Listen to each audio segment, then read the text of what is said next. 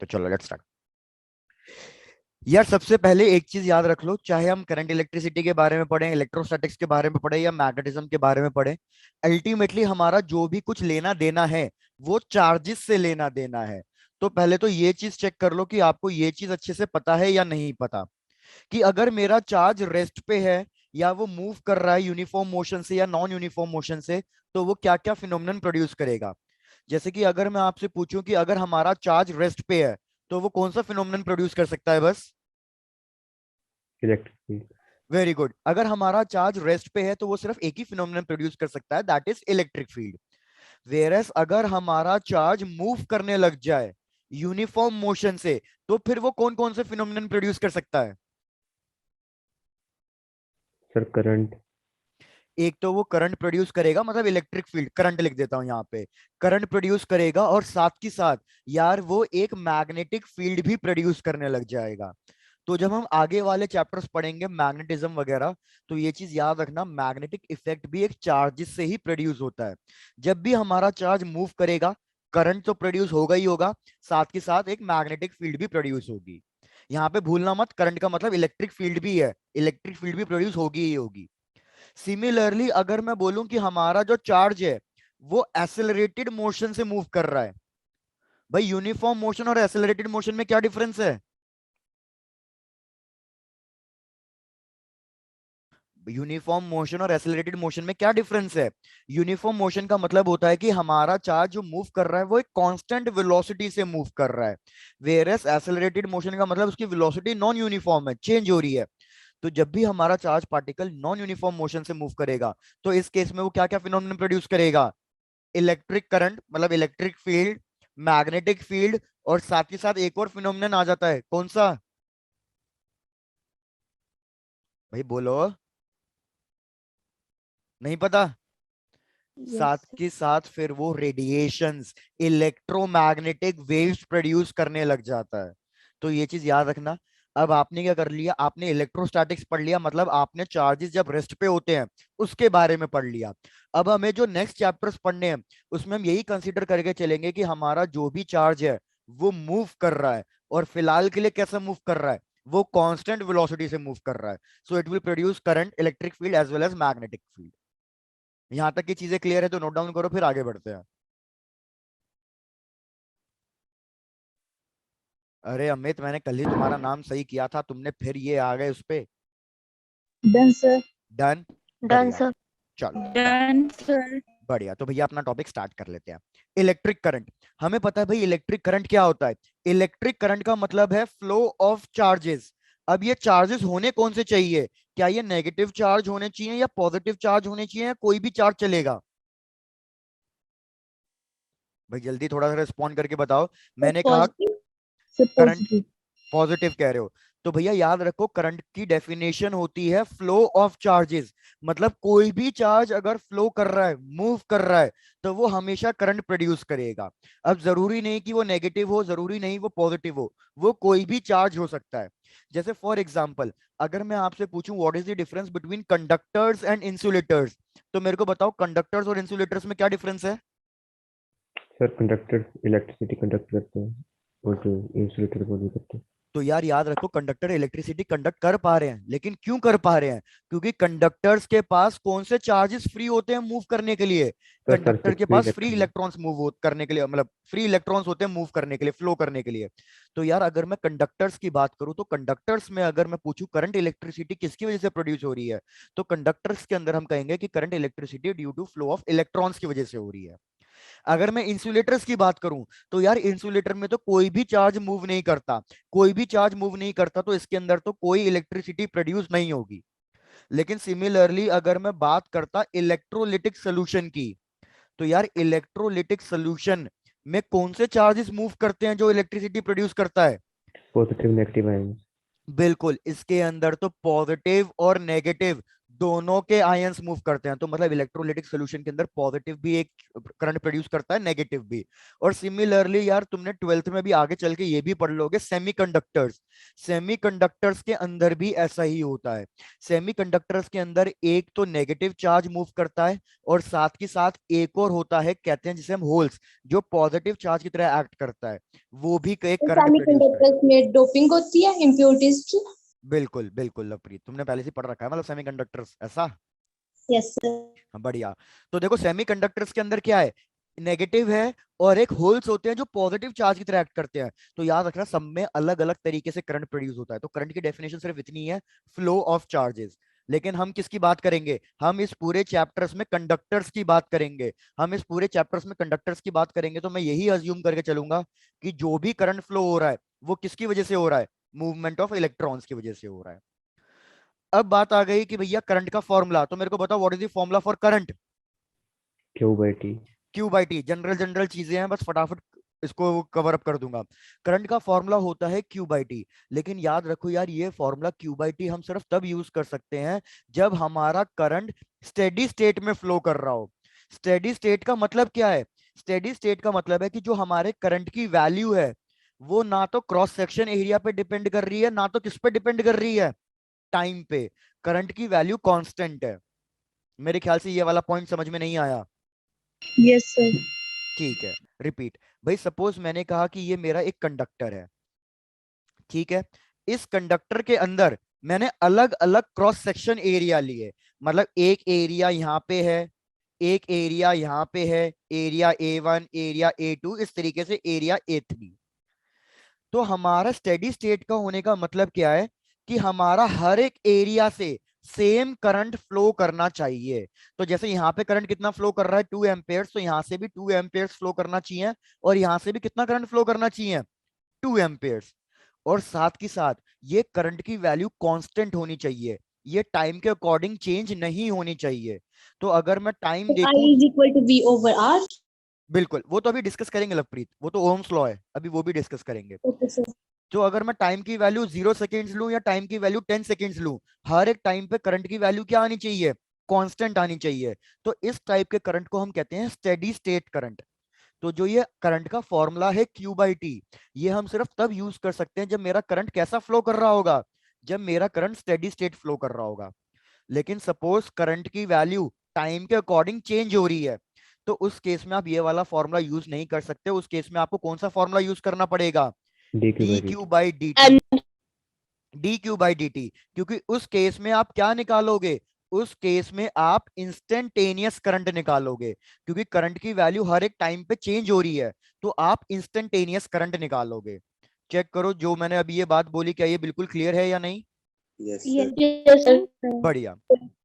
Similarly अगर मैं आपको बोलूं एवरेज करंट निकालने के लिए, कि भैया हाँ मान लिया कि करंट की वैल्यू, चार्ज की वैल्यू चेंज हो रही है टाइम के अकॉर्डिंग, लेकिन मेरे को एवरेज बता दो, तो भाई एवरेज का फॉर्मूला होता है delta Q by delta T.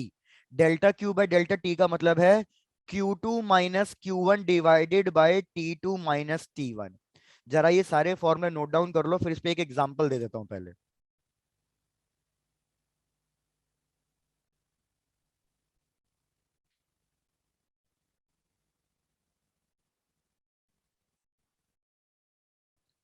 ठीक है, करें continue.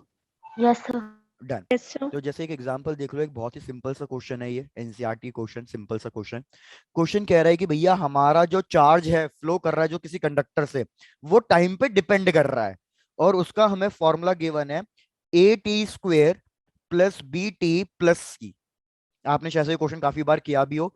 Charge equals to AT² plus BT plus C में हमें A, B और C ये सारे बोला हुआ है कि ये सारे कांस्टेंट है, और इनकी वैल्यू भी दे रखी है हमें कि A की वैल्यू 5 है, B की वैल्यू 3 है, और C की वैल्यू 1 है। क्वेश्चन कह रहा है कि भैया कैलकुलेट करो इंस्टेंटेनियस करंट कितने टाइम इंटरवल पे, when the time is t equals to 5th second. इतने टाइम इंटरवल पे इंस्टेंटेनियस करंट कैलकुलेट करो। तो क्या ये सिंपल सा क्वेश्चन हो जाएगा सॉल्व। Yes, sir. बस सिंपल है। अगर मेरे को इंस्टेंटेनियस करंट निकालना है तो मेरे को क्या करना चाहिए चार्ज के साथ, डिफरेंशिएट कर देना है टाइम के टर्म्स में। तो इस पूरी इक्वेशन को जरा टाइम के टर्म्स में डिफरेंशिएट करो, सारी वैल्यू सब्स्टिट्यूट करो और मेरे को बताओ फाइनल आंसर कितना आ रहा है। 53। बिल्कुल काफी, 53। तो हम इसको डिफरेंशिएट करेंगे भैया, नॉन मेडिकल स्टूडेंट तो आना ही चाहिए। ये हो जाएगा 2AT प्लस बी, 2 इंटू 50। ए की वैल्यू 5, टी की वैल्यू भी 5 और बी की वैल्यू 3, 25 इंटू 2 तो हमारे पास अपने आप आ जाएगा 53 amperes. Done done done. Yes. Yes, sir. चलो भाई बहुत बढ़िया। अब दूसरी बात करते हैं यार, अगर मैं आपसे पूछूं कि करंट कैसी क्वांटिटी है, करंट स्केलर क्वांटिटी है या वेक्टर क्वांटिटी है, तो कैसी क्वांटिटी है current? Scalar. Very Scalar. Good.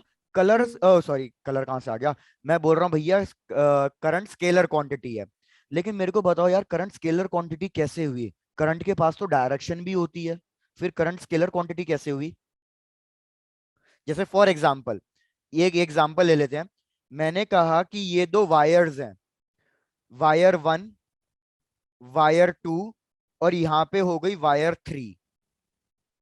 तो मैं कह रहा हूं वायर 1 में सपोज करंट फ्लो कर रहा है 1 एम्पेयर, वायर 2 में करंट फ्लो कर रहा है सपोज 3 एम्पेयर, और इन दोनों के बीच का एंगल सपोज मेरे को गिवन है 60 डिग्री। तो मेरे को बताओ वायर 3 में कितना करंट फ्लो करेगा?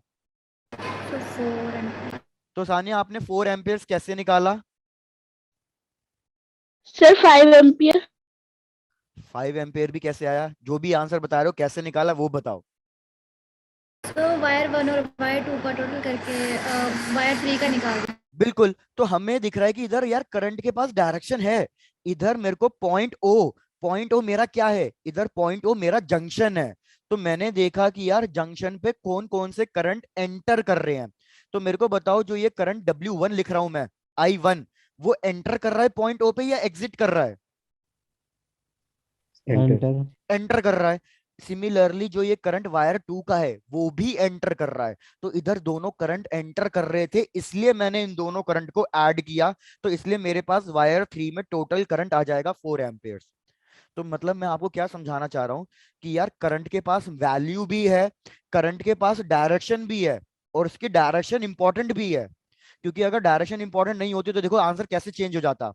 सपोज अगर मैं कहता कि यहाँ पे करंट की डायरेक्शन उल्टी है और यहाँ पे करंट की डायरेक्शन है 3 एम्पेयर्स, तो अब बताओ यहाँ पे आंसर अब कितना आता? तो 1 एम्पियर। 1 एम्पेयर क्यों आता? सोचो। सर 2 एम्पियर है ना सर। 2 ampere. क्योंकि भैया पॉइंट ओ से दो करंट बाहर निकल रहे हैं, एक 3 निकल रहा है, एक, अब मेरे को तो इसको पता करना है, सॉरी ये तो मेरे को पता करना है कि वायर 3 में कितना करंट होगा। तो मैं बोल रहा हूँ यार पॉइंट ओ पे तो एक ही करंट एंटर कर रहा है ना, कितना एंटर कर रहा है? 1 एम्पेयर। और इससे बाहर कितना निकल रहा है? 3 एम्पेयर। तो मतलब यहाँ पे करंट इस डायरेक्शन में नहीं होना चाहिए था, करंट इस डायरेक्शन में होना चाहिए था, और ये 2 एम्पेयर होना चाहिए था। जब 1 एम्पेयर और 2 एम्पेयर दोनों मिलेंगे तब जाके यहाँ पे कितना आ जाएगा? 3 एम्पेयर आ जाएगा। तो मतलब मेरे को करंट की डायरेक्शन और मैग्नीट्यूड दोनों इंपॉर्टेंट है। तो मेरे को बताओ ये स्केलर क्वांटिटी कैसे हुआ, बस ये चीज एक्सप्लेन कर दो आप कि ये स्केलर क्वांटिटी कैसे हुआ।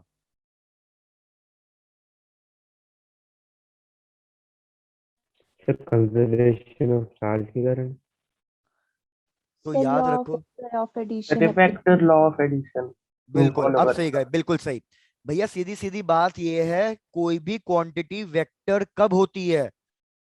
वेक्टर वो तब होती है जब उसके पास मैग्नीट्यूड भी हो, डायरेक्शन भी हो, ये तो होना ही चाहिए। लेकिन जब आप इनको ऐड या सब्ट्रैक्ट करो तो आप डायरेक्टली ऐड या सब्ट्रैक्ट ना कर पाओ, आपको क्या करना पड़ेगा? रेजोल्यूशन मतलब वो लगाना पड़ेगा, रिजल्टेंट वाला फॉर्मूला लगाना पड़ेगा। क्या ये चीज समझ में आई है?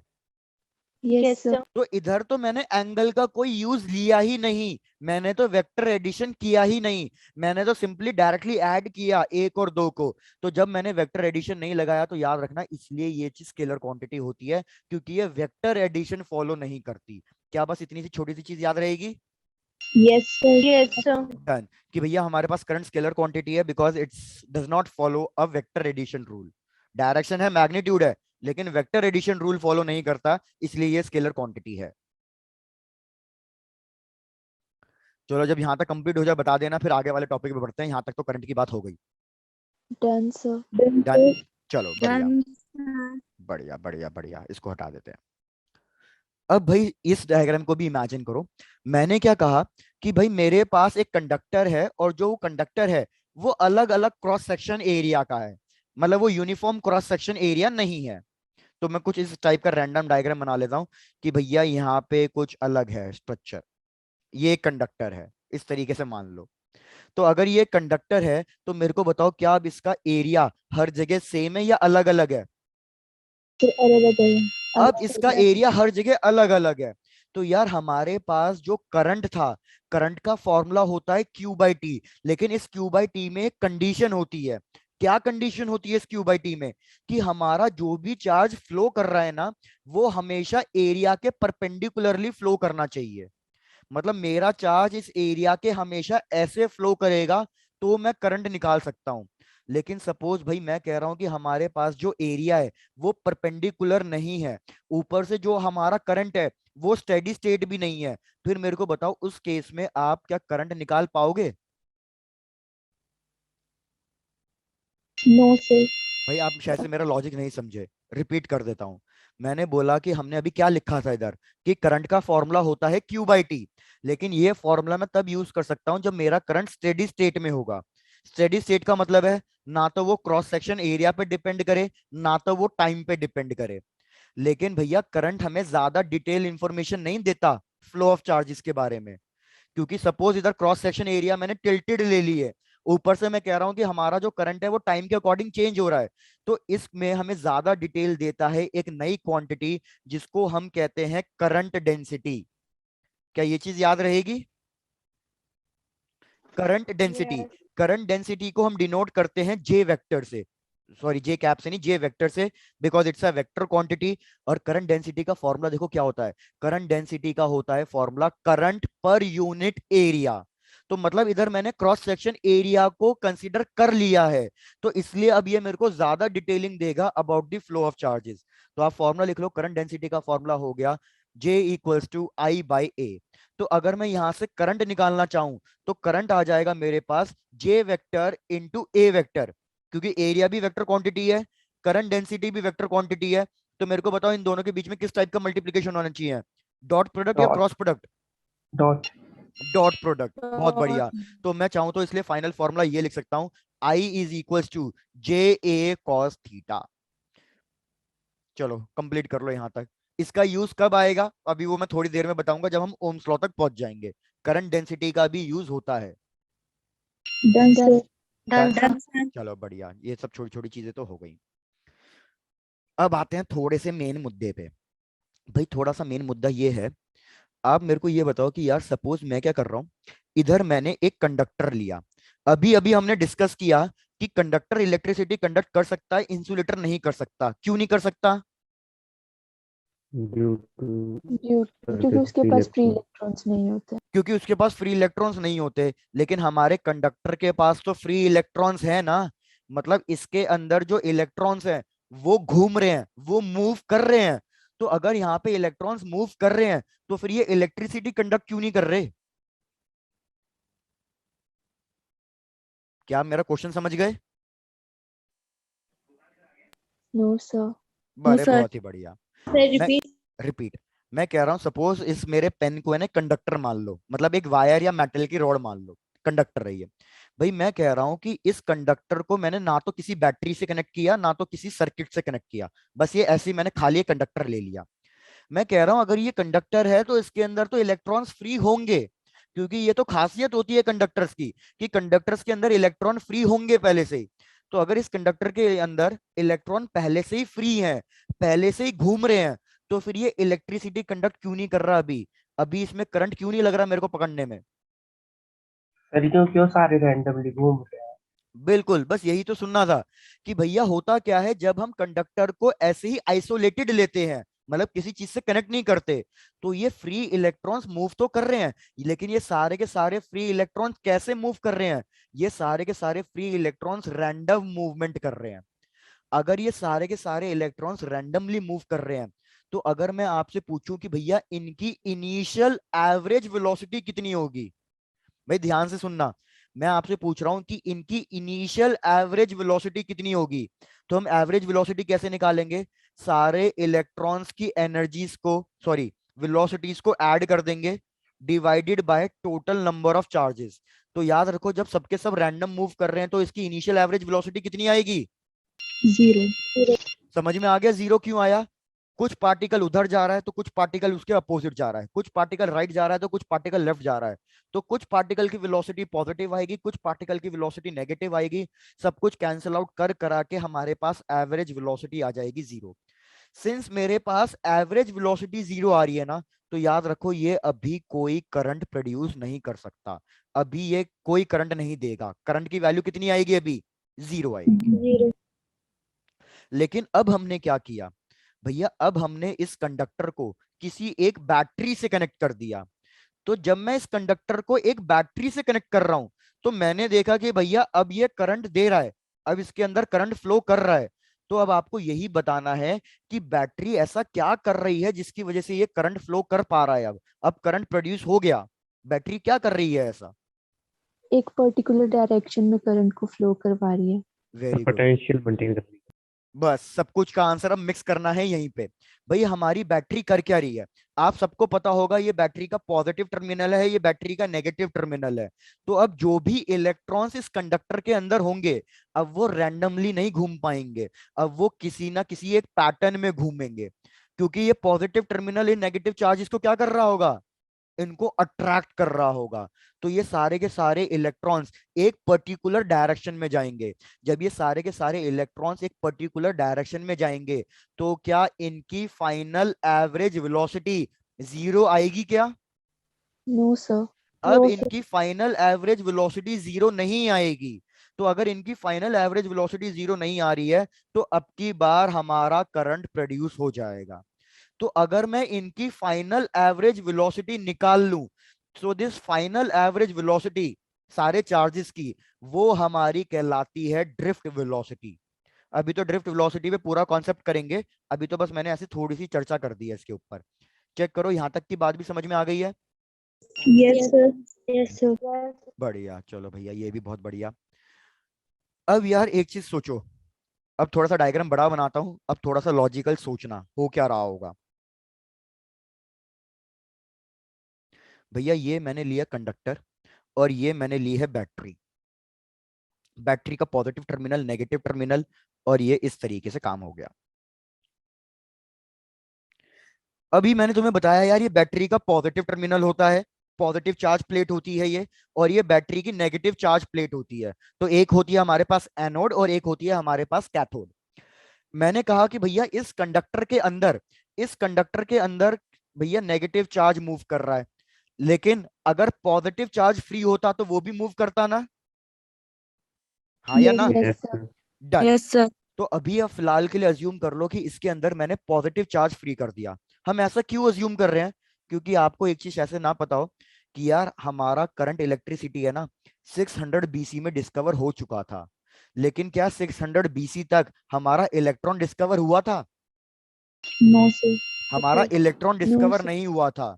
तो जिसने भी 600 बीसी में करंट इलेक्ट्रिसिटी को डिस्कवर किया तो उसको इतना तो पता चल गया था कि चार्जेस मूव कर रहे हैं, लेकिन तब इलेक्ट्रॉन डिस्कवर नहीं हुआ था, तब तक प्रोटॉन डिस्कवर हो चुका था। तो उसके हिसाब से कंडक्टर के अंदर मूव कौन कर रहा था, Proton. प्रोटॉन मूव कर रहा था। तो अभी हम वही लेके चल रहे हैं एक तरीके से। अब थोड़ा लॉजिकल सोच के देखना भैया क्या हो रहा है। भैया मैंने प्रोटॉन्स को ले लिया, प्रोटॉन्स को ले लिया, पॉजिटिव टर्मिनल मेरा कहलाता है हाई पोटेंशियल, तो इसको मैं लिखूंगा HP। हमारा नेगेटिव टर्मिनल क्या कहलाता है, लो पोटेंशियल, Low तो मैं इसको potential. लिखूंगा LP, low potential high potential. मैंने कहा भैया बैटरी का वोल्टेज है V। अब बैटरी का वोल्टेज V होने का मतलब क्या है, ध्यान से समझो। बैटरी का वोल्टेज V होने का मतलब है कि इधर पोटेंशियल ज्यादा है इधर पोटेंशियल कम है, तो इन दोनों के बीच में कुछ ना कुछ डिफरेंस आ रहा है, इन दोनों के बीच में कुछ ना कुछ डिफरेंस आ रहा है वैल्यू का। तो जो वैल्यू का डिफरेंस है वो हमें क्या कहलाता है, वो हमारा कहलाता है पोटेंशियल। क्या ये वाली बात समझ में आई।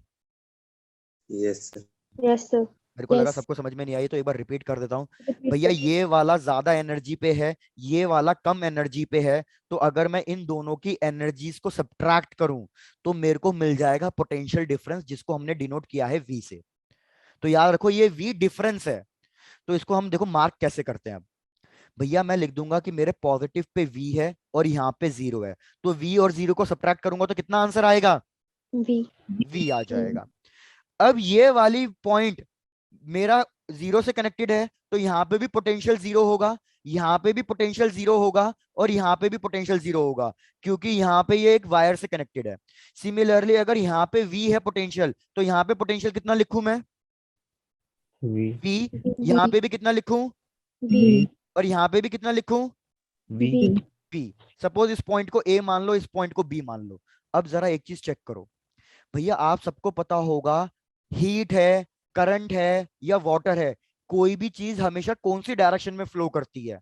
कोई भी चीज हमेशा हाई से लेके कौन सी डायरेक्शन में फ्लो करती है? लो लो। Low. कोई भी चीज याद रखना हमेशा हाई एनर्जी से लो एनर्जी में फ्लो करती है। बाकी अब ये चीजें ना आप एटम्स में भी पढ़ोगे। राकेश सर जब आपको एटम्स पढ़ाएंगे तो आप देखोगे कि इलेक्ट्रॉन भी हमारा है ना हाई एनर्जी से लो एनर्जी में जंप करता है अपने आप। तो मेरे को बताओ ये पॉजिटिव किधर मूव करेगा? क्या ये positive left hand side move करेगा या राइट हैंड साइड मूव करेगा?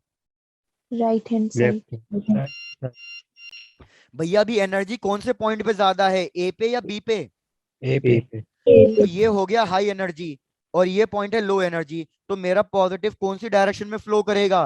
Low from high energy energy to low energy. क्या यहां तक की बात समझ में आ गई? Yes. Yes. अगर ये बात समझ में नहीं आई थी तो आप इस तरीके से भी एनालाइज कर सकते थे कि पॉजिटिव टर्मिनल और पॉजिटिव चार्जेस आपस में अट्रैक्ट करेंगे या रिपेल करेंगे? Repel. तो वो उनको वैसे भी दूर जाना है, तो इसलिए पॉजिटिव चार्ज मेरा किधर मूव करेगा? मेरा positive charge right hand side में मूव करेगा। यहां तक की बात क्लियर हो गई? Yes, sir. डन। अब इधर समझो बात को। भैया मेरा चार्ज पॉइंट ए से मूव करना स्टार्ट हुआ कंडक्टर में, और जब वो पॉइंट बी पे पहुंचा तो पॉइंट बी पे पहुंचने पहुंचने में ही उसने अपनी सारी एनर्जी लूज कर दी। कैसे पता चला ये? क्योंकि भैया यहाँ पे एनर्जी है वी और यहाँ पे एनर्जी है जीरो। तो जब हमारा चार्ज पॉइंट ए से पॉइंट बी तक पहुंचा तो उसने अपनी सारी एनर्जी लूज कर दी। अगर उसने अपनी सारी एनर्जी लूज कर दी तो भैया वो तो आगे मूव कर नहीं पाएगा, और अगर वो आगे मूव नहीं कर पाएगा तो मुझे बताओ फिर इसमें करंट सेटअप कैसे होगा? क्या क्वेश्चन समझ में आ गया मेरा? Sir, repeat करना. रिपीट। बिल्कुल बिल्कुल। भैया कॉन्सेप्ट क्या है कि करंट अगर मेरे को चाहिए किसी भी एक सर्किट में, अगर मेरे को करंट चाहिए तो मेरा चार्ज है ना कंटिन्यूअसली मूव करते रहना चाहिए, वो रुकना नहीं चाहिए, कंटिन्यूअसली मूव करता रहना चाहिए। लेकिन अभी मेरे डायग्राम के अकॉर्डिंग क्या हो रहा है, मेरा चार्ज पॉइंट ए से स्टार्ट हो रहा है क्योंकि वहां पे ज्यादा एनर्जी है, और वो कहां तक ट्रैवल करेगा? वो पॉइंट बी तक ट्रैवल करेगा। पॉइंट बी पे उसकी पूरी की पूरी एनर्जी जीरो हो जाएगी। तो जब पॉइंट बी पे उसकी एनर्जी जीरो हो गई तो उसके आगे तो वो मूव ही नहीं कर पाएगा। तो अगर वो उसके आगे मूव ही नहीं कर पाएगा तो मतलब मेरा चार्ज कंटिन्यूअसली मूव नहीं कर रहा। तो अगर मेरा चार्ज कंटिन्यूअसली मूव नहीं कर रहा तो इसमें फिर करंट कैसे प्रोड्यूस हुआ? क्या आप समझ में आया? यस सर तो देखो अब यहीं पे काम होता है बैटरी का शुरू। बैटरी क्या करती है?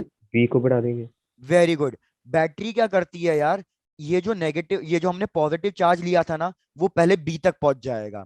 बी से यहाँ पे भी जीरो, यहाँ पे भी जीरो, यहाँ पे भी जीरो, यहाँ पे भी जीरो, मतलब यहाँ पे एनर्जी बराबर ही है हर जगह। तो मेरा ये पॉजिटिव चार्ज यहाँ आ जाएगा। अब मेरा पॉजिटिव चार्ज यहाँ आ गया, तो अब बैटरी क्या करेगी? अपने केमिकल रिएक्शन की वजह से इस चार्ज को एक्स्ट्रा एनर्जी प्रोवाइड करेगी। जब वो इस चार्ज को एक्स्ट्रा एनर्जी प्रोवाइड करेगी तो इस चार्ज को एनर्जी मिल गई। इस चार्ज को एनर्जी मिल गई तो क्या वो इस जीरो पॉइंट पे रहेगा या कहीं ना कहीं आगे बढ़ जाएगा? Sir, आगे बढ़. क्योंकि पॉइंट जीरो पे तो जीरो एनर्जी होनी चाहिए, तो भैया ये चार्ज यहाँ पे पहुंच जाएगा। लेकिन मेरे को बताओ इस चार्ज को लो पोटेंशियल से हाई पोटेंशियल पे पहुंचाया किसने? बैटरी। बैटरी ने। तो यही काम होता है बैटरी का। तो अगर मैं कभी भी आपसे पूछूं भैया बैटरी का काम क्या है, तो बैटरी का काम होता है चार्जेस को हमेशा कहां से कहां पहुंचाना, चार्जेस को हमेशा लो पोटेंशियल से हाई पोटेंशियल पे पहुंचाना। क्योंकि हाई से लो तो वो अपने आप ही ट्रेवल करेगा, हाई से लो मेरे को ट्रेवल नहीं कराना होता, वो तो अपने आप ट्रेवल करता है। लेकिन लो से हाई वो अपने आप ट्रेवल नहीं कर पाएगा, तो हमें उसको धक्का देना पड़ेगा, उसको एनर्जी देनी पड़ेगी। तो वो एनर्जी देती है बैटरी। क्या यहाँ तक का कॉन्सेप्ट भी समझ में आ गया? Yes sir, Done. But positive positive charge repel नहीं करेगा। बिल्कुल पॉजिटिव पॉजिटिव रिपेल करेगा। तो यही तो बैटरी अपना काम करती है कि बैटरी अपने केमिकल रिएक्शन की वजह से उसको इतनी एनर्जी देती है कि पॉजिटिव पॉजिटिव का जो रिपल्शन फोर्स है वो उसको ओवरकम करके यहाँ तक ट्रैवल कर जाता है। और एक बार वो उसको ओवरकम करके यहाँ तक ट्रैवल कर गया तो पॉजिटिव पॉजिटिव रिपेल करके वो अपने आप यहाँ पहुंच जाएगा। Yes sir. डन। तो देखो मैं आपको क्या समझा रहा हूँ कि बैटरी का काम क्या है। अब हमारा टॉपिक क्या चल रही है, हमारा टॉपिक चल रही है इलेक्ट्रोमोटिव फोर्स। याद रखना ये काफी इंपॉर्टेंट टॉपिक है, इलेक्ट्रोमोटिव फोर्स। तो भैया मैं बैटरी का डायग्राम ड्रॉ कर रहा हूं। ये है हमारी बैटरी, ये हो गई बैटरी का पॉजिटिव टर्मिनल, ये बैटरी का नेगेटिव टर्मिनल, और जो मेरे कंडक्टर का एक पॉजिटिव चार्ज था वो यहाँ था। मेरे को बताओ इस पे अगर मैं इलेक्ट्रोस्टैटिक फोर्स मार्क करूं तो किधर लगेगा इलेक्ट्रोस्टैटिक फोर्स?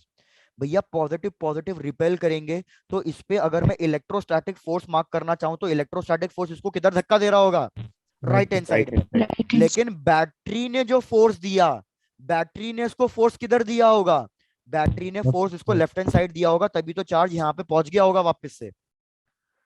अब मेरे को चार्ज मूव कराना है कांस्टेंट वेलोसिटी से, क्योंकि अगर मैं कांस्टेंट वेलोसिटी से मूव नहीं कराऊंगा तो ये रेडिएशन बनाने लग जाएगा। तो अगर मैं इसको कांस्टेंट वेलोसिटी से मूव कराना चाहता हूं तो मेरे को बताओ मेरा force given by the battery किसके बराबर होना चाहिए? Force by force given by the. Very good. तो मेरा हो जाएगा इधर force provided by the battery is equals to electrostatic force. Electrostatic force का फॉर्मूला होता है क्यू, जो ये चार्ज की वैल्यू होगी क्यू इनटू ई। पहले यहां तक चेक कर लो, यहां तक जो मैंने बोला क्या वो चीज क्लियर हो गई? Yes sir. ये ई क्या है, ये ई इलेक्ट्रिक फील्ड है। कौन सी इलेक्ट्रिक फील्ड? जो बैटरी के नेगेटिव प्लेट और पॉजिटिव प्लेट के बीच में होगी, ये वो वाली इलेक्ट्रिक फील्ड है। तो मेरे को फोर्स मिल गया, मेरे को फोर्स मिल गया तो क्या मैं work done by the battery calculate कर सकता हूं? मेरे को बताओ what is the formula for the work done? Work done का फॉर्मूला फोर्स क्या इनटू होता है? Displacement. Force into very displacement. Good. तो इधर हो जाएगा force into battery into displacement. Displacement हो जाएगी लेंथ ऑफ द बैटरी। तो ये हो गया लेंथ ऑफ द बैटरी। सारी वैल्यू सब्स्टिट्यूट कर दो। एफ बी का formula Q E into L. तो मेरे को बताओ ई इंटू एल किस चीज का फॉर्मूला होता है? कल की क्लास में भी डिस्कस किया था हमने। E into L.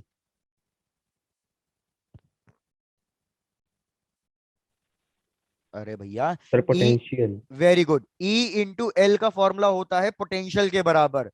तो मैं लिखना चाह रहा हूं इलेक्ट्रोमोटिव फोर्स। याद रखो इलेक्ट्रोमोटिव फोर्स होता है work done per unit charge. तो वर्क डन हमारे पास आया Q V divided by Q, Q Q cancel हो गया। तो मतलब इलेक्ट्रोमोटिव फोर्स किसके बराबर आ रहा है? वी। वी के पोटेंशियल में। बराबर आ रहा है। पहले यहां तक चीजें कंप्लीट कर लो, अब मैं थोड़ा सा फास्ट जाऊंगा, सर हल्का सा। प्रीवियस स्लाइड करना। हाँ बिल्कुल, पहले यहां तक का कॉन्सेप्ट समझ लो, अब मैं हल्का सा थोड़ा सा उसमें जाऊंगा। Done sir. डन। बढ़िया। तो यार देखो मैं ये टॉपिक क्यों पढ़ा रहा था, इलेक्ट्रोमोटिव फोर्स बच्चे कंफ्यूज आते हैं, वो सोचते हैं ये फोर्स है, लेकिन ये फोर्स नहीं है। इलेक्ट्रोमोटिव फोर्स का मतलब है ईएमएफ, इसको ईएमएफ कहते हैं। लेकिन ये किसका ईएमएफ है? ये क्या सर्किट के किसी एक पार्ट का पोटेंशियल है या ये बैटरी का पोटेंशियल है? तो याद रखना ईएमएफ इलेक्ट्रोमोटिव फोर्स का मतलब है कि वो सर्किट के किसी पार्ट का नहीं, वो बैटरी के पोटेंशियल को इंडिकेट कर रहा है। क्या यहां तक की बात क्लियर हो गई? यस। डन। तो सबका जब यहां तक नोट डाउन हो जाए तो बता देना, अब मैं इसी में कॉन्सेप्ट थोड़ा आगे बढ़ाऊंगा। Done sir. डन। चलो बढ़िया। अब देखो क्या डिफरेंस है ईएमएफ और पोटेंशियल के बीच में, अभी आपको पता चल जाएगा। भाई सपोज मैं क्या कह रहा हूं, आप ये चीज पहले यहीं पे लिख लो, EMF is the cause and V is the effect. मैं यहां पे स्टेटमेंट भी लिख रहा हूं ताकि आपको याद रहे, ईएमएफ क्या होता है? EMF is the potential provided by the battery या फिर पोटेंशियल ऑफ द बैटरी। लेकिन वेरएज वी क्या होता है?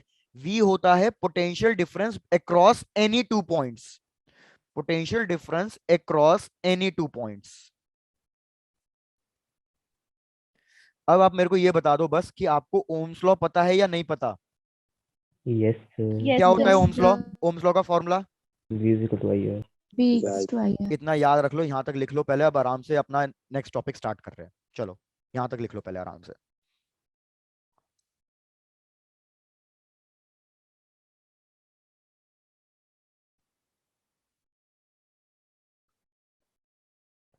याद Done, रखो, sir. डन ना? याद रखो मैं थोड़ी सी चीजें बीच बीच में खा खा के बता रहा हूँ, मतलब स्किप कर करके बता रहा हूँ, क्योंकि हमें इंपॉर्टेंट चीजें डिस्कस करनी है बस। सर बैटरी में जो पोटेंशियल V बड़ा होता है या फिर जो E है वो बड़ा होता है? ईएमएफ बड़ा होता है। जैसे मैं अगर आपको एग्जांपल दूं, यार एक चीज बताओ, मैंने अभी आपको स्टेटमेंट में क्या लिखवाया? मैंने अभी आपको स्टेटमेंट में लिखवाया कि हमारे पास जो ईएमएफ होता है, यहाँ देखो, मैंने अभी आपको लिखवाया कि हमारे पास जो ईएमएफ होता है उसकी डेफिनेशन क्या है, कि EMF is the potential provided by the battery. लेकिन वी क्या है? वी है हमारे पास potential difference between any two points, किसी भी दो पॉइंट्स के बीच का पोटेंशियल। ठीक है? यस अब मैं अभी आपको समझाता हूँ। सपोज भाई मैंने क्या किया, मेरे हाथ में ये एक सेल है और मैं कह रहा हूं कि इसके ऊपर है ना कुछ वोल्टेज लिखा हुआ है इस सेल के ऊपर। तो भैया इस सेल के ऊपर जो वोल्टेज लिखा हुआ है वो लिखा हुआ है 1.5 वोल्ट। तो आप मेरे को बताओ ये 1.5 वोल्ट इसका ईएमएफ होना चाहिए या इसका पोटेंशियल डिफरेंस होना चाहिए?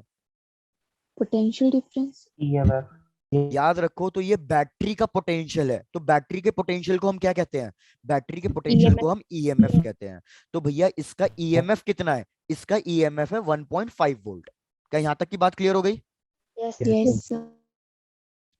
आपने 10th क्लास में और लोअर क्लासेस में ये पढ़ा होगा कि जब भी हम किसी कंडक्टर से चार्जेस को फ्लो कराते हैं तो उस कंडक्टर के चार्जेस को मूवमेंट में कुछ ना कुछ डिफिकल्टी आती है। So what is that property called as difficulty to the flow of charges? Resistance. Resistance. मतलब अगर हम किसी भी चीज से किसी चार्ज को फ्लो कराएंगे तो हमेशा उसको रेजिस्टेंस मिलेगा। तो अज्यूम कर लो ये मेरी बैटरी है और ये मेरा वायर है। अगर मैं इस वायर के अंदर चार्ज को फ्लो करा रहा हूं तो इसको रेजिस्टेंस फील होगा, उसको हम कहेंगे एक्सटर्नल रेजिस्टेंस। लेकिन भैया अभी हम बैटरी के अंदर भी तो चार्ज को फ्लो करा रहे हैं। तो अगर बैटरी के अंदर हम चार्ज को फ्लो करा रहे हैं तो क्या इसको अब रेजिस्टेंस फील होगा या नहीं होगा? यस Yes, इसको भी रेजिस्टेंस फील होगा। तो जो रेजिस्टेंस बैटरी देती है उस रेजिस्टेंस को हम क्या कहते हैं? उस रेजिस्टेंस को हम इंटरनल रेजिस्टेंस कहते हैं। क्या ये चीज क्लियर हो गई? yes, sir. और वो डिनोट किया जाता है स्मॉल आर से। अब जरा सोच के बोलो, भैया मैंने कहा इस बैटरी के ऊपर लिखा हुआ है 1.5 वोल्ट, लेकिन जब मैं इससे चार्ज को फ्लो कराऊंगा तो भैया चार्ज को रेजिस्टेंस मिलेगा। तो क्या ये पूरा का पूरा मेरे को 1.5 वोल्ट दे पाएगा या उससे कम दे पाएगा? ये उससे कम। उससे कम दे पाएगा, क्योंकि इंटरनल रेजिस्टेंस की वजह से इसकी कुछ ना कुछ एनर्जी लूज होगी। तो ये पूरा का पूरा 1.5 नहीं दे पाएगा। मेरे ख्याल से ये वाली बात अभी समझ में नहीं आई होगी। Sir, आगे। बाकी इसको समझाने का तरीका क्या है? अब अपने नेक्स्ट टॉपिक पे आ जाओ, जो हमारा इंपॉर्टेंट टॉपिक है। ये देखो। सर एक क्वेश्चन था। हाँ बोलो यार। सर जब बैटरी का इलेक्ट्रोलाइट काम करना बंद कर देता है तो वो बी पर फर्क डालता है या फिर इलेक्ट्रोमोटिव फोर्स पे? वो इलेक्ट्रोमोटिव फोर्स पे। Yes thank you. बिल्कुल। चलो इधर देखो यार, जैसे मैं आपको ये टॉपिक समझा रहा हूँ, थोड़ा सा ये समझने की कोशिश करना। Discharging of a battery. आपको कुछ इक्वेशंस बतानी है, चेक करना आपको ये इक्वेशंस क्लियर हो रही है या नहीं हो रही है। भाई डिस्चार्जिंग ऑफ अ बैटरी में मैं क्या कह रहा हूँ कि ये मेरी एक बैटरी है, ये उसका इंटरनल रेजिस्टेंस कनेक्ट कर रहा हूं मैं कि यहाँ पे कुछ ना कुछ इंटरनल रेजिस्टेंस है इसका। याद रखना बैटरी का इंटरनल रेजिस्टेंस हमेशा स्मॉल आर से डिनोट होता है और ये हमेशा हम नेगेटिव टर्मिनल के साथ ड्रॉ करते हैं। इसका ईएमएफ है ई। ठीक है, यहां तक कोई दिक्कत? No, sir.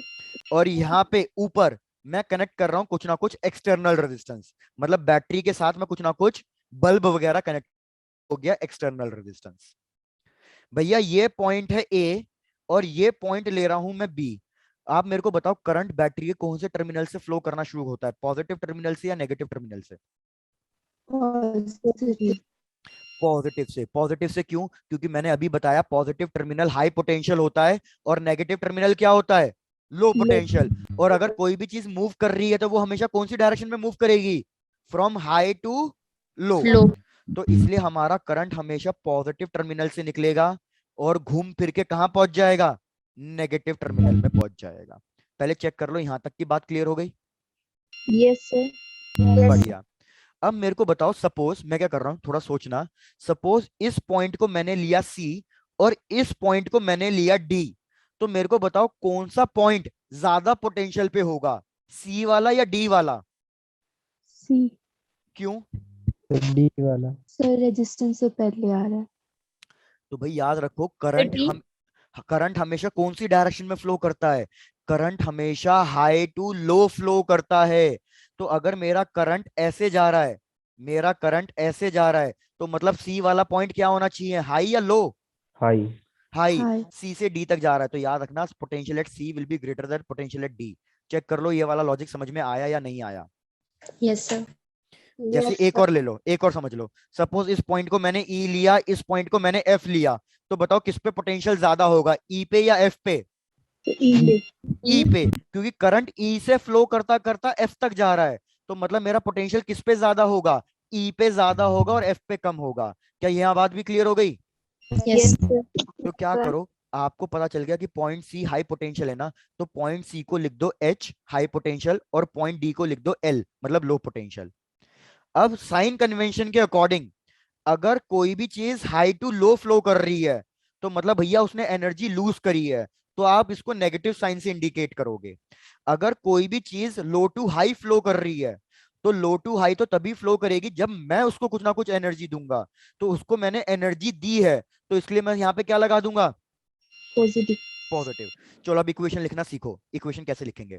मेरे को इक्वेशन लिखनी है V A minus V B, मतलब मेरे को पोटेंशियल डिफरेंस लिखना है। किन दो पॉइंट्स के बीच में पोटेंशियल डिफरेंस लिखना है? ए और बी के बीच में। मेरे को बताओ कौन सा फाइनल पॉइंट है, कौन सा इनिशियल पॉइंट है इसमें? तो याद ए रखो हम इनिशियल। हमेशा लिखते हैं फाइनल माइनस इनिशियल। ठीक है, यहां तक की बात क्लियर हो गई? Yes sir. Yes sir.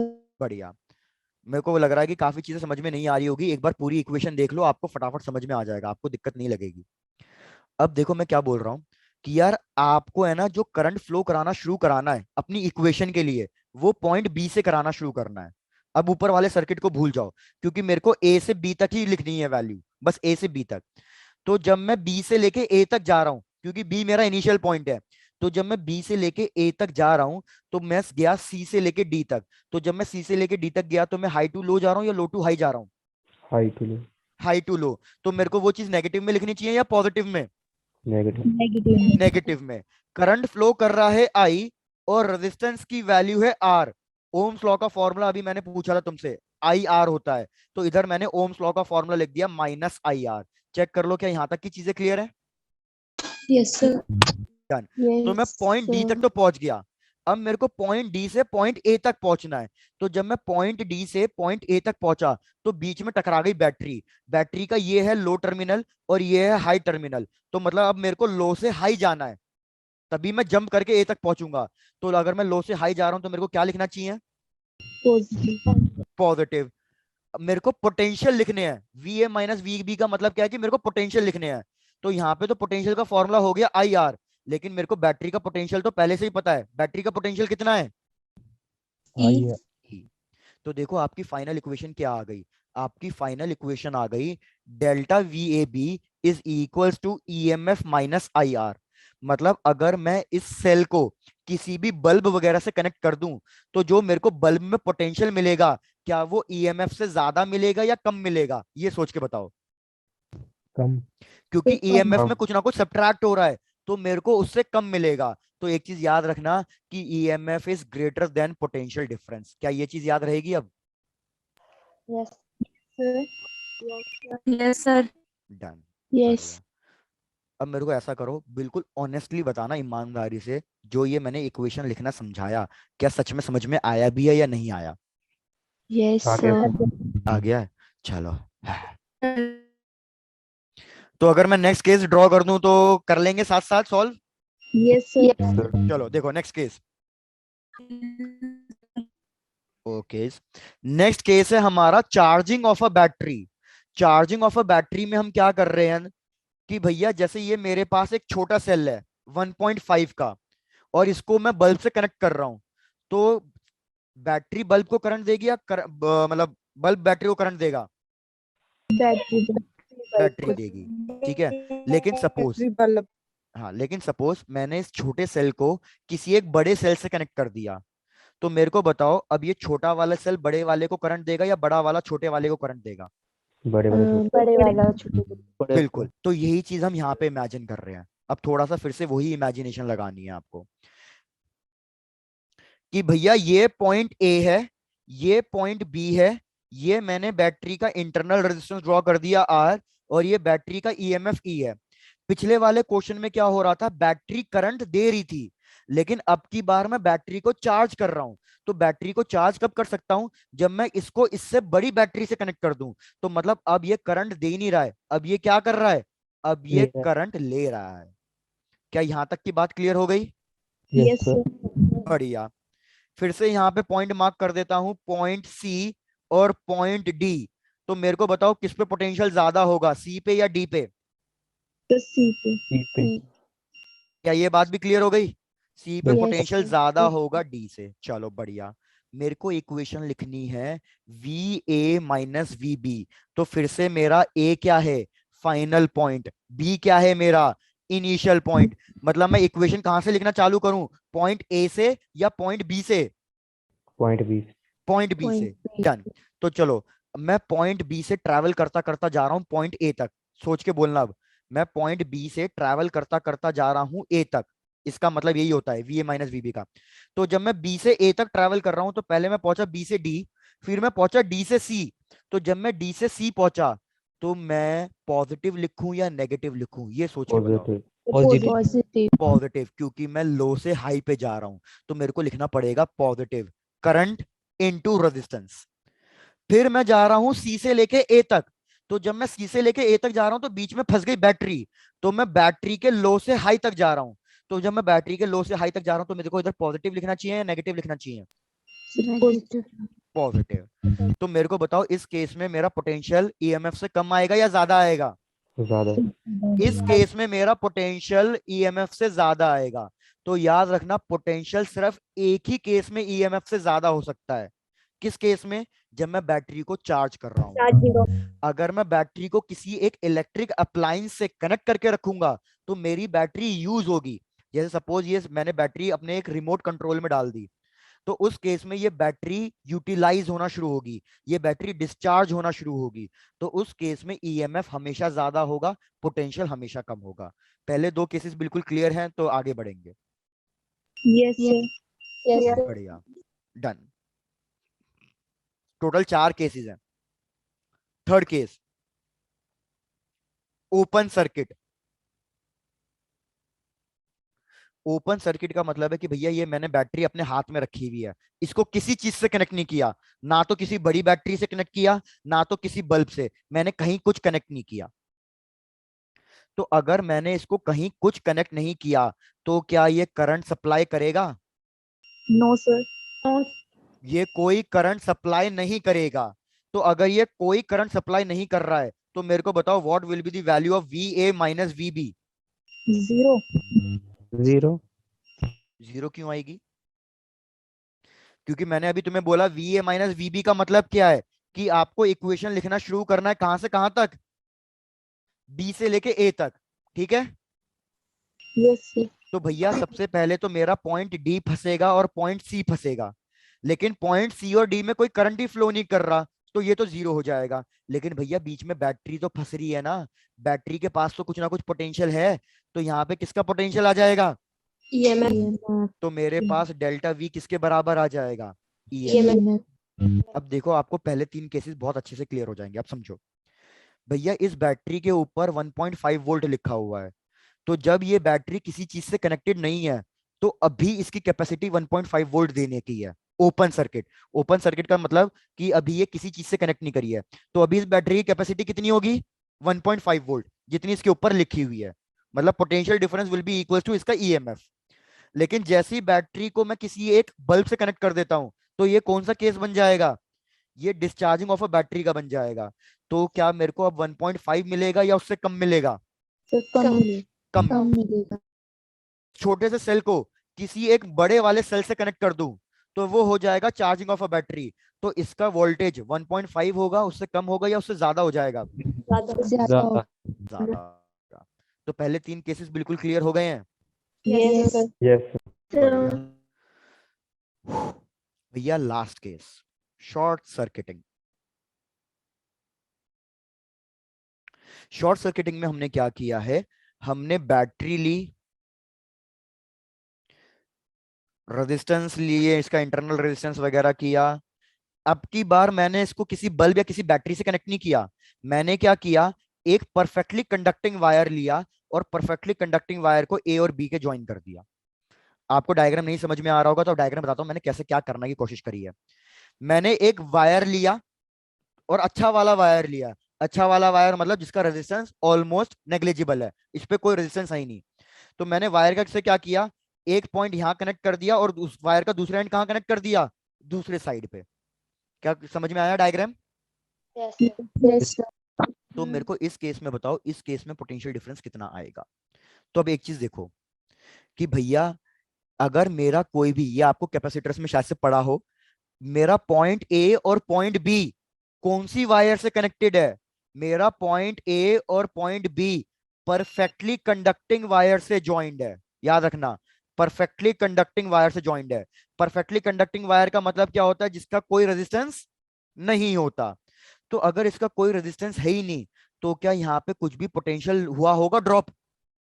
No no क्योंकि सर। भैया पोटेंशियल ड्रॉप का फॉर्मूला तो आई आर होता है। जब यहाँ पे रेजिस्टेंस ही नहीं है तो पोटेंशियल ड्रॉप कितना हुआ होगा, जीरो। जीरो तो अब आपको डायरेक्टली क्या याद रखना है कि जब भी मैं किसी दो पॉइंट्स को परफेक्टली कंडक्टिंग वायर से ज्वाइन करूं तो याद रखना उन दो पॉइंट्स का पोटेंशियल हमेशा सेम होगा, क्योंकि पोटेंशियल ड्रॉप हुआ ही नहीं होगा। चेक कर लो, क्या यहां तक की बात समझ में आ गई? Yes sir. डन। सर तो एक बार रिपीट हाँ करना। रिपीट कर देता हूं। आपको सीधा सीधा ये याद रखना है कि जब मैं किसी दो पॉइंट्स को परफेक्टली कंडक्टिंग वायर से ज्वाइन करूं तो ये दोनों पॉइंट्स मेरे कहलाएंगे इक्वी पोटेंशियल पॉइंट्स।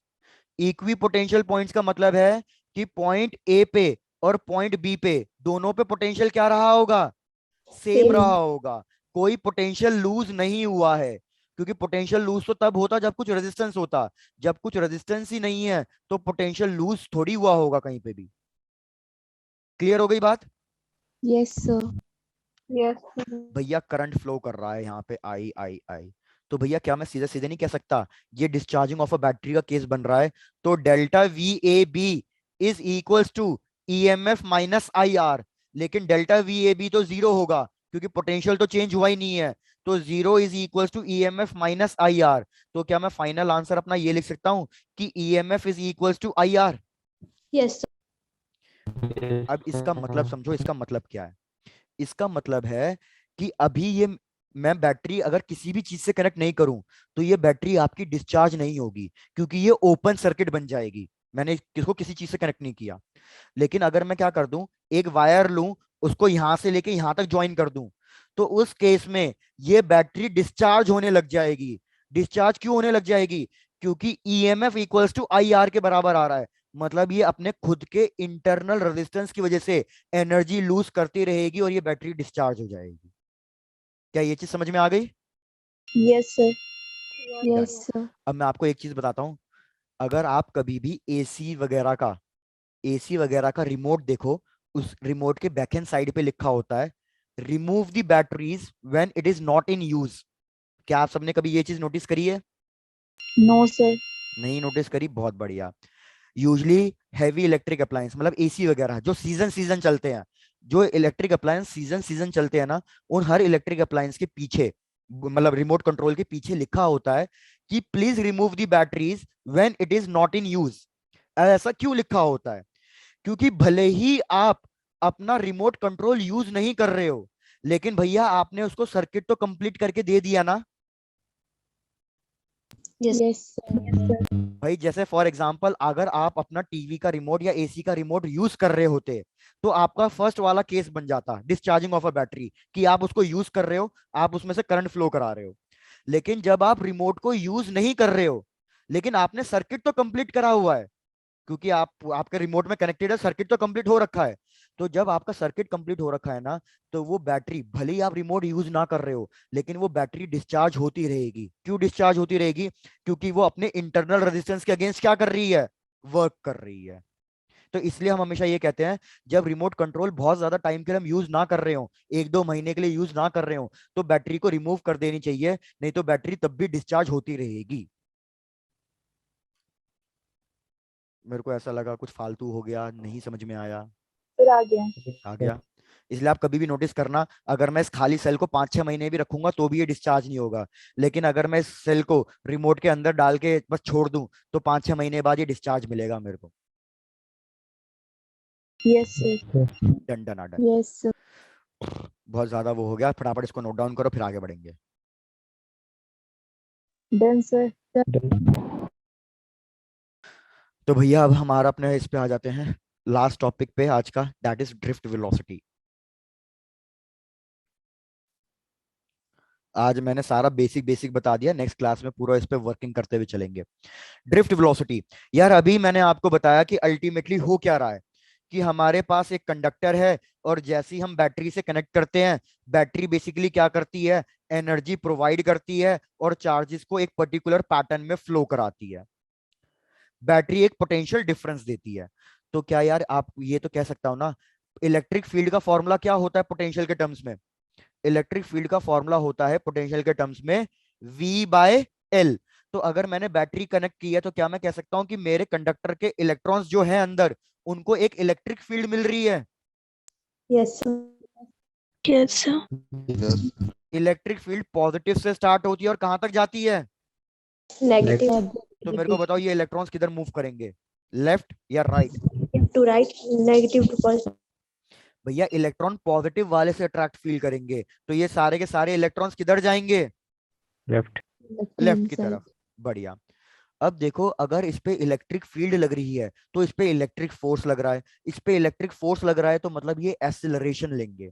तो देखो अभी मैंने आपको लिखवाया था, इनिशियल एवरेज वेलोसिटी तो इनकी 0 आएगी, लेकिन ये सारे के सारे इलेक्ट्रॉन्स एक एक्सीलरेशन फील कर रहे होंगे। एक्सीलरेशन का फॉर्मूला होता है फोर्स डिवाइडेड बाय मास। हर एक चार्ज पे कितना फोर्स लग रहा है? अभी मैंने लिखवाया था, हर एक QE। चार्ज पे फोर्स लग रहा है QE डिवाइडेड बाय मास। तो अगर इन पे एक्सीलरेशन लग रही है हर एक इलेक्ट्रॉन पे, तो क्या ये कुछ ना कुछ वेलोसिटी गेन करेंगे या नहीं करेंगे? Yes sir. तो करेंगे। करेंगे। तो हम वही वेलोसिटी निकालना चाहते हैं। तो मैं इक्वेशन यूज करूंगा V equals to U plus AT। तो अगर मैं एक पहले इलेक्ट्रॉन के लिए निकालूं, तो मैं लिखूंगा V1 is equals to U1 plus A1T। अगर मैं दूसरे इलेक्ट्रॉन के लिए निकालूं, तो मैं लिखूंगा V2 is equals to U2 plus A into T2। लेकिन मैं हर एक इलेक्ट्रॉन के लिए अलग अलग नहीं निकालूंगा। जैसे मैंने इनिशियल वेलोसिटी एवरेज निकाली है, ऐसे ही मैं फाइनल वेलोसिटी भी क्या निकालूंगा? एवरेज। एवरेज निकालूंगा। तो क्या मैं फाइनल वेलोसिटी एवरेज ये लिख सकता हूँ, V1 प्लस V2 इस तरीके से, divided by total number of charges. Yes sir. तो V एवरेज आएगा मेरे पास, V1 की value U1 plus AT1, V2 की वैल्यू U2 प्लस AT2, इस तरीके से ऐड करते चले जाऊंगा, डिवाइडेड बाय n। भैया U1 U2 इन सबको तो कैंसिल कर दो, क्योंकि इन सबका एडिशन तो बन जाएगा 0। तो मेरे पास फाइनल एवरेज वेलोसिटी का फॉर्मूला आ जाएगा। फाइनल एवरेज वेलोसिटी का फॉर्मूला बन जाएगा एक्सीलरेशन इनटू टाइम का एवरेज, और इस टाइम का एवरेज हम लिखते हैं that is A into tau. जहां पे टो क्या होता है? याद रखो, टो होता है रिलैक्सेशन टाइम। अभी रिलैक्सेशन टाइम क्या होता है वो भी बता दूंगा। बाकी यार आपको तो पता ही होगा क्या होता है रिलैक्सेशन टाइम। सर जब एक इलेक्ट्रॉन को टकरा के दूसरे इलेक्ट्रॉन को कोलिजन करना हो तो उसके बिल्कुल। बीच का टाइम। जब इलेक्ट्रॉन्स टकराएंगे, तो वो तो टकराने के बीच का टाइम, वो रिलैक्सेशन टाइम होता है। तो हमारे पास फाइनल ड्रिफ्ट वेलोसिटी या एवरेज वेलोसिटी का फॉर्मूला आ जाएगा। बताओ क्या फॉर्मूला आएगा? एक्सीलरेशन की value Q into E by M into tau. क्या ये फॉर्मूला याद रह जाएगा? Yes sir. बढ़िया। यहाँ तक कंप्लीट कर दो, यहाँ तक कंप्लीट कर दो फटाक से। Sir previous slide. हाँ ये लो कोमल।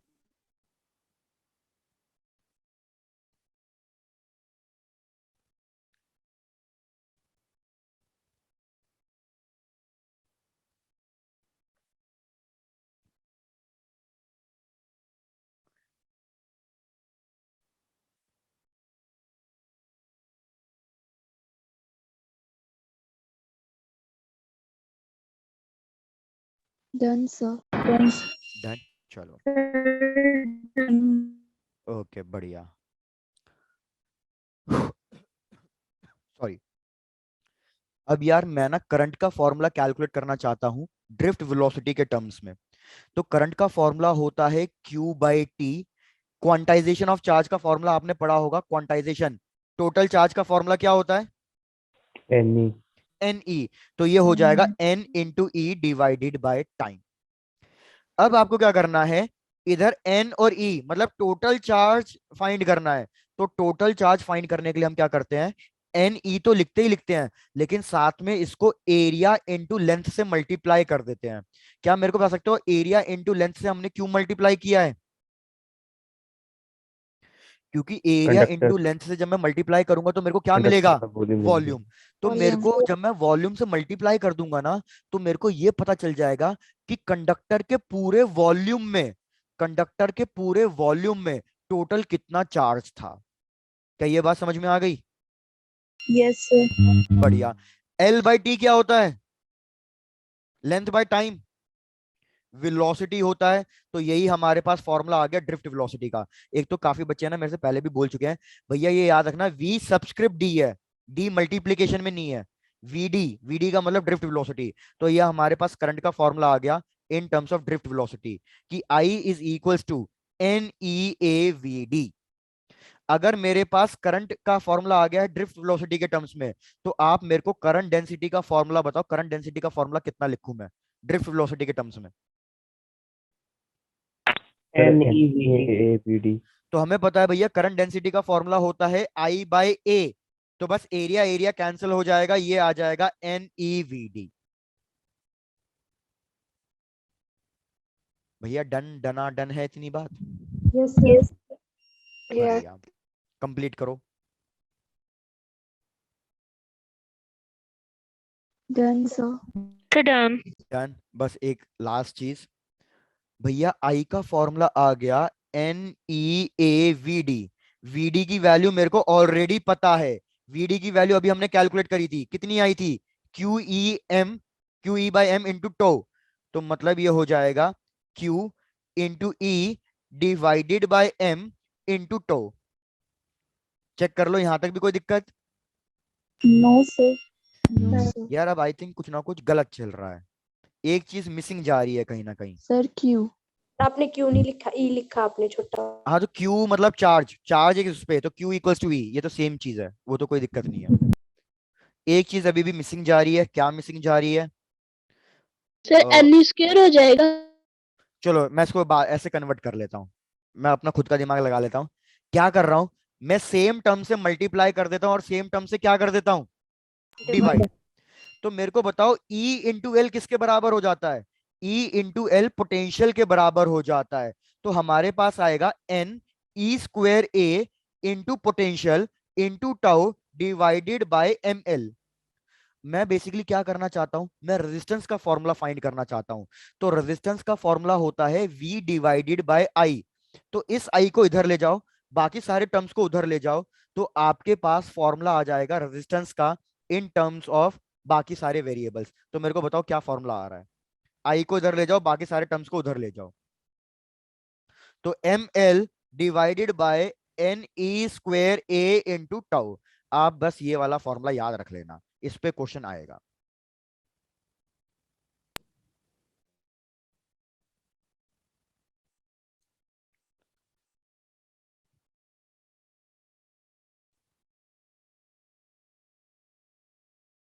Done, sir.